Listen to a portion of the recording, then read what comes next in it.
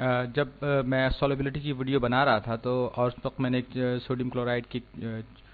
छोटी C diagram बनाई थी, एक डिपिक्शन बनाई थी, जिसमें मैंने ये बताया था कि वो पानी में किस तरह से डिसॉल्व होंगे, डिसोसिएट होंगे। तो ये रहा सोडियम और ये रहा क्लोरीन। तो उस वक्त मैंने बड़ी सादा सी बात जहन में सोची और मैंने ये सोचा कि चलो ये ग्रुप 1 एलिमेंट है, क्योंकि इसमें और एल्कली मेटल है, इसमें सिर्फ एक इलेक्ट्रॉन होगा आउटर मोस्ट शेल में। क्लोरीन में 17 इलेक्ट्रॉन्स हैं और इसमें आउटर मोस्ट शेल में 7 इलेक्ट्रॉन्स हैं। और ये जब आपस में मिलेंगे और ये सेम पीरियड में हैं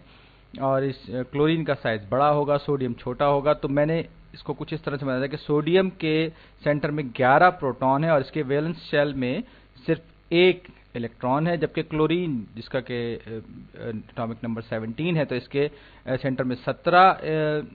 प्रोटॉन होंगे और वैलेंस शेल में इसके 1 2 3 4 5 6 ये 7 इलेक्ट्रॉन्स होंगे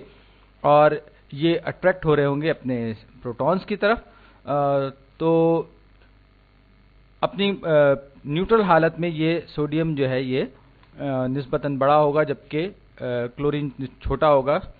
जैसे कि हम पीरियोडिक टेबल ट्रेंड्स में देख चुके हैं। तो ये मैंने इसे सोडियम को आयोनाइज होने के बाद कुछ इस तरह बनाया और क्लोरीन को इस तरह से बनाया, यानी सोडियम बड़ा और क्लोरीन छोटा। क्योंकि मैंने ये सोचा कि ये कुछ इसी तरह से होगा,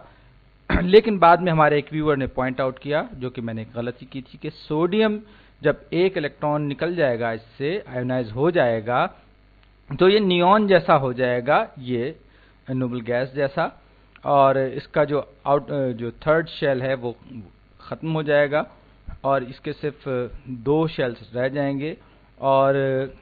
ये जो है नियॉन जैसा हो जाएगा। लेकिन इसके सेंटर में 11 प्रोटॉन रहेंगे, लिहाजा उन पर फोर्स ऑफ अट्रैक्शन ज़्यादा होगी। तो ये जो पिक्चर थी सोडियम क्लोराइड आयन वाली, साइज वाइज ये बिल्कुल मैंने गलत बनाई थी, ये बात मैं तस्लीम कर रहा हूँ। तो अब जो सूरत हाल बनेगी वो कुछ ऐसे होनी चाहिए कि सोडियम आयन Na+ आयन का जो साइज है वो छोटा होगा और क्लोरीन, क्योंकि इसने एक इलेक्ट्रॉन ले लिया है सोडियम का, तो ये और अपना आउटर मोस्ट शेल कंप्लीट कर लिया है, तो ये थोड़ा सा बड़ा हो जाएगा, क्योंकि इसके पास इलेक्ट्रॉन ज़्यादा होंगे, प्रोटॉन उसके उतने ही रहेंगे और साइज के हिसाब से ये तस्वीर इस तरह से करेक्ट बनेगी। और जो पिछली तस्वीर थी वो गलत थी और ये बाकी सब चीज़ें वही रहेंगी कि वो अपने ऑक्सीजन एंड को अट्रैक्ट करेगा पानी में और